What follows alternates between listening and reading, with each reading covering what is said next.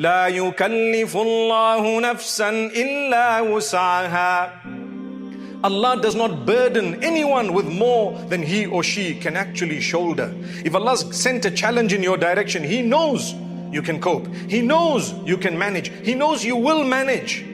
So don't complain to anyone besides Allah. Allahumma inni ashku ilayka dha'fa quwwati wa qillata hilati. The Prophet, peace be upon him, used to say, oh Allah, I am complaining to you regarding my own weakness, yet he was the strongest.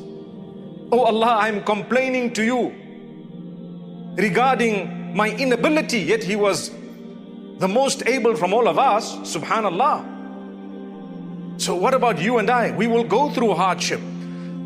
We may go through a health problem for a year, 2 years. Take it in your stride. Do not swear Allah. Do not let it make you angry and bitter. Become a good person. Bear it with patience.